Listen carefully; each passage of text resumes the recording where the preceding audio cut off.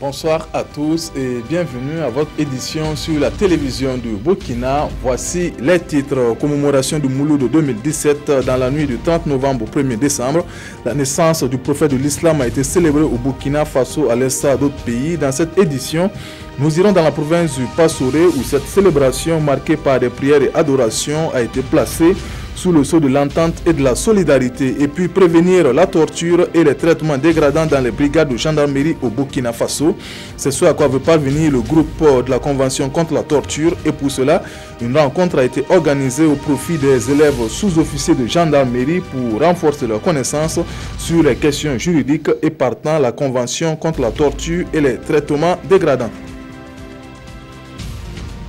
Commémoration donc de la naissance du prophète Mahomet par les fidèles musulmans. Ils étaient nombreux à se mobiliser à Komna Yargo dans le Passoré pour la célébration du Mouloud en cette année 2017. Prières et adorations ont marqué cette célébration. À l'occasion, le cheikh Abdoulaziz Soré a invité les fidèles musulmans à œuvrer pour la cohésion sociale et la paix au Burkina Faso. Brema Badini et Vincent Kendrobego.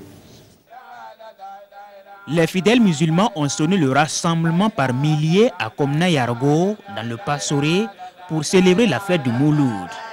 Une célébration dans une ambiance de prière et d'adoration autour du cheikh Abdoulaziz Soré, qui multipliait les bénédictions pour ses fidèles venus de différentes contrées du Burkina et de l'extérieur.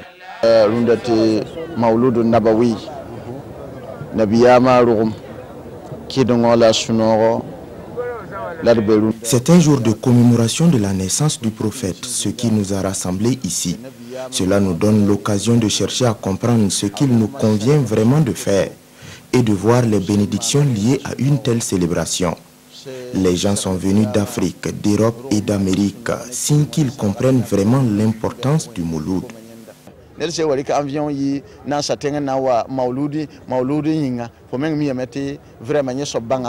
L'un des temps forts fut la prêche de cheikh Abdoulaziz Soré. Toute la nuit durant, le public a religieusement suivi ses enseignements qui abordaient aussi bien la foi musulmane que les valeurs morales.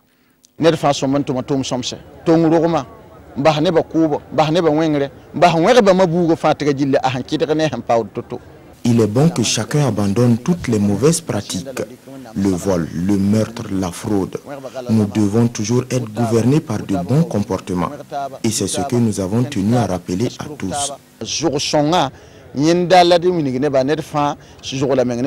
À cette occasion, des vœux ont été formulés pour la santé et la prospérité, la paix et la sécurité au Burkina Faso.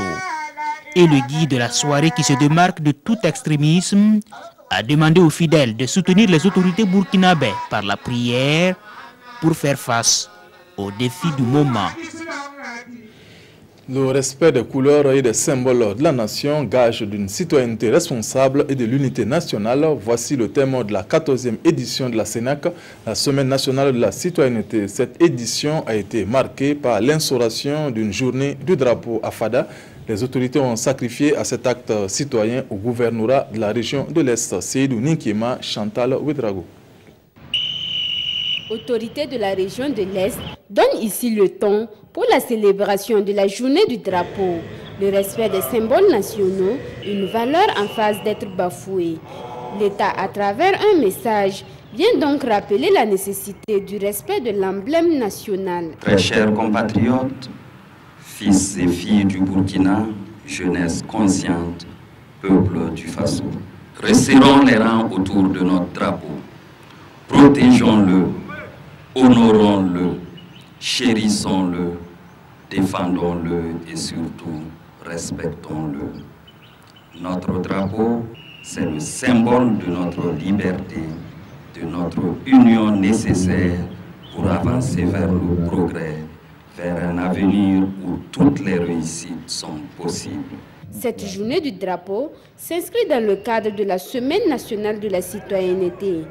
Débutée le 21 novembre passé, plusieurs activités dont un cross populaire, une séance d'aérobic et un jeu radiophonique sur le civisme étaient au rendez-vous. De plus en plus, les gens commencent à s'intéresser à cette semaine et notre souhait, c'est que par-delà cette semaine, que les gens vivent le civisme. Le civisme, ça doit être un comportement. Au-delà des mots, il faut qu'on sente ça dans le comportement de tous les jours. Parce qu'il n'y a pas de développement dans l'incivisme. La Semaine nationale de la citoyenneté SENAC va clôturer ses activités ce 30 novembre avec la journée de la salubrité. Valoriser et commercialiser à grande échelle les produits locaux forestiers non ligneux est l'ambition de la commune de Bama. Et pour y parvenir, une centaine de femmes ont reçu une formation. Elle a concerné la transformation de ces produits tels que le pain de singe ou encore le tamarin en jus et autres sirops. Karim Ilboudo, Rachid Savadogo. Des jus et sirops à base de fruits forestiers non ligneux. C'est le résultat des 4 jours de formation des femmes de la commune rurale de Bama en matière de transformation et de commercialisation des produits locaux. Cette formation a trait au développement de la commune. Les femmes de Bama, comme vous le voyez, sont des femmes vraiment battantes. En général, les femmes du Burkina. Donc, comme on a une échantillon au niveau de la commune de Bama, pourquoi ne pas les accompagner pour vraiment nous amener en tout cas à aller de l'avant dans la commune. Piloté par le cabinet Expert Afrique Management, le projet de valorisation des produits locaux dans la commune de Bama vise à faire de la localité un pôle économique. Le premier module était porté sur les bonnes pratiques d'hygiène et de fabrication. Le deuxième module sur les technologies améliorées de production des jus et sirops de pain de singe et de tamarin, qui sont des produits qu'on trouve naturellement dans l'environnement à Bama. Et voir aussi avec le dernier module comment pénétrer les marchés. Ces femmes désormais outillées à la transformation des produits forestiers et en élevage ne comptent pas dormir sur les lauriers. On voulait dire à notre mère de nous aider à avoir les matériels de travail. Voilà. Même dans l'élevage aussi, avoir des petits coins pour aménager un coin et avoir des petits poulets et les élever. Pour les premiers responsables de la commune de Bama, cette formation entre en droite ligne avec la politique gouvernementale en matière de développement local. Et comme un coup d'essai fut un coup de maître, ils ne comptent pas s'arrêter là. L'association Como pour l'autopromotion des femmes du Burkina a organisé à Waiguya dans le Yatenga un atelier de sensibilisation sur la participation des femmes à la promotion de la paix. Une rencontre qui a permis à l'association de revenir sur les acquis des observatoires, structures mises en place pour justement promouvoir la paix. Irénée Kaboré, Joseph Bambara.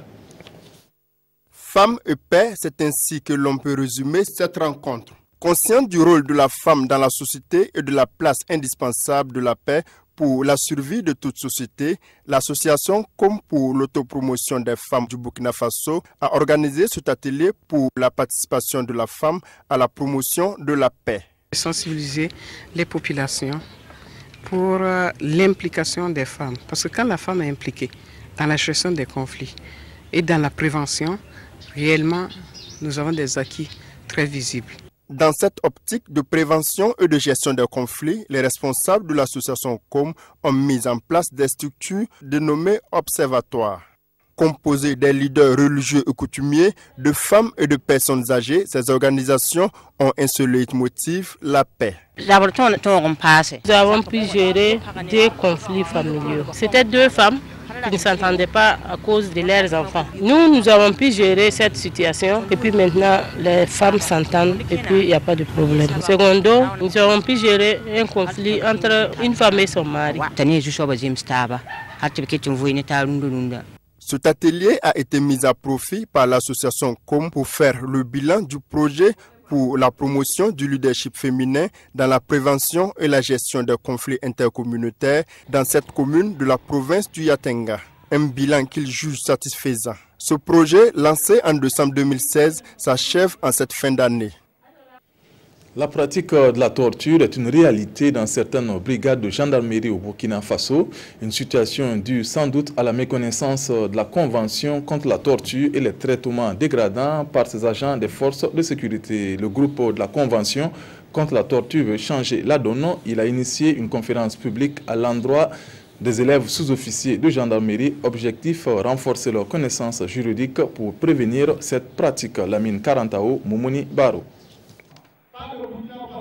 L'objectif visé à travers cette activité est de vulgariser les textes de la Convention contre la torture et de la loi 022 portant prévention et répression de la torture au Burkina Faso. De façon spécifique, il s'agit de sensibiliser les encadreurs et les 750 élèves sous-officiers de la gendarmerie nationale sur le caractère non justifiable de la torture. Vous savez bien qu'ils sont peut-être beaucoup plus tentés parfois de gérer les choses à travers la torture, c'est-à-dire avoir des informations ou des aveux, en essayant en tout cas, en se disant qu'avec la torture ils auront.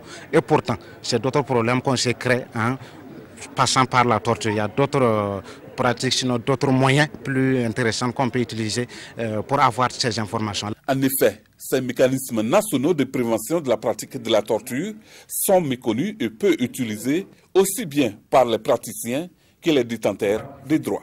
C'est vrai que c'est des activités que nous menons ici, notamment dans des matières comme la police judiciaire, la procédure pénale. Donc que des structures spécialisées dans ce domaine-là viennent enfoncer le clou, ça permet de donner un meilleur message. Nous attendons qu'à l'issue de cette formation, nous puissions accomplir au mieux les missions traditionnelles de la gendarmerie et aussi lutter contre les actes de torture qui seraient infligés à certaines personnes. Cette conférence a pour thème les rôles des forces de défense et de sécurité dans la prévention de la torture au Burkina Faso. Pour son animation, le groupe Convention contre la torture a fait appel à des personnes de ressources qui ont une expérience avérée sur les questions des droits humains en matière de la prévention de la torture. La première conférence annuelle de l'initiative pour une agriculture durable IAD s'est tenue à Bobo-Dioulasso. Cette association veut faire de la lutte contre l'insécurité alimentaire au Burkina Faso son credo. Pour ce faire, elle a présenté des innovations en matière agricole lors de cette rencontre. Hassan Gourabou, Ismaël Saturnin Paris. Rendre accessible la nourriture à tout homme. C'est entre autres l'une des visions de l'initiative pour une agriculture durable IAD. L'occasion est donc belle ici pour parler techniques agricoles au profit du public bobolais issu de différents domaines d'activité. Et ce, pour venir à bout de l'insécurité alimentaire au Burkina Faso. L'IAD, c'est en fait une vision que nous avons élaborée en 7 points. Les 7 points, chaque point constitue un problème que rencontre le Burkina. Un problème très sérieux. L'un des premiers points, par exemple, que je dis, jusqu'à présent, il y a un problème de structuration du cadre d'encadrement des acteurs. Et l'IAD compte créer des initiatives agricoles pour s'attaquer à ces points. Pour la présente rencontre, les objectifs sont fixés afin de rehausser le niveau de vie des Burkinabés en matière alimentaire. C'est créer l'innovation agricole dans la pratique, faire venir des acteurs pour que les gens fassent les affaires entre eux. La deuxième partie de la conférence annuelle est consacrée au fonctionnement statutaire de l'organisation. Créée en février 2017 dans les Hauts-Bassins, l'IAD, à travers cette conférence annuelle, entend réitérer ces genres d'initiatives et pouvoir s'implanter sur tout le territoire national pour mieux atteindre ses objectifs. Dans la province de la Komandiari, la commune de Gaïri fait son bilan à la population. À travers une journée de dialogue, le conseil municipal a rendu compte de sa gestion des affaires communales. Avec un budget de 700 millions de francs CFA, elle a pu réaliser des infrastructures socio-éducatives. Joël Tendambiga, Seydou Ninkema et Chantal Ouedraogo. Le conseil municipal de la commune de Gaïri rend compte de sa gestion courant 2017. En somme, les réalisations portent sur les infrastructures sociales de base, l'hygiène et l'assainissement. C'était de notre devoir de rendre compte de notre gestion au cours de cette année. Et je crois que c'est un bilan qui est satisfaisant quand on voit qu'en matière d'infrastructures sanitaires, les infrastructures au niveau de l'éducation, au niveau de l'eau et l'assainissement également, on a pu faire en tout cas des réalisations. Les fonds alloués aux collectivités territoriales, l'appui des partenaires techniques et financiers et les ressources propres de la commune ont permis ces réalisations. Mais d'autres défis restent encore à relever. Dans nos classes, vous pouvez voir une école avec 35 élèves comme effectif de toute l'école. Vraiment, ce n'est pas du tout facile. Si le maire pouvait nous aider en sensibilisant les parents pour qu'ils amènent les enfants à l'école, ça allait beaucoup nous aider. On a promis à la commune un barrage, mais jusqu'à présent, sur le statu quo, nous profitons de cette tribune pour interpeller le conseil municipal concernant le démarrage des travaux. À l'issue de la cérémonie, le bourgmestre a invité les fils et filles de la localité à œuvrer en synergie pour booster le développement de la commune. Dans le cadre de la 8e édition du festival Vent de Liberté, les détenus de la maison d'arrêt de correction de Ouagadougou ont reçu un don de l'association Move Afrique composé de médicaments, de vivres et de consommables. Il a été récolté auprès de bonne volonté. La remise de ce don avec Isaka Widraogo et Tanga Kafandou. Du savon, de la bouillie pour enfants, des médicaments et bien d'autres matériels d'une valeur de 790 000 francs CFA. C'est le geste de l'association Move Afrique aux femmes et enfants détenus de la maison d'arrêt et de correction de Ouagadougou. C'est dans le cadre du festival Un vent de liberté organisé par la dite association. C'est un projet qui est venu comme ça d'un constat. Nous avons eu à visiter certaines prisons de la sous-région et aussi rendre visite à certains prisonniers du Burkina Faso, notamment la Mako. Et nous connaissons les réalités, en fait, les besoins de ces institutions-là. L'État seul ne peut pas. Il faut remercier Move Afrique. Et ces gestes comme ça, c'est à perpétuer dans toutes les maisons d'arrêt de correction. Il y en a 26. Et quand nous leur avons expliqué les problèmes qu'il y a pour les femmes et les enfants, tu vois qu'elles sont jeunes, mais mûres dans la tête. Donc c'est une prière qu'elles sont venues faire à la Mako.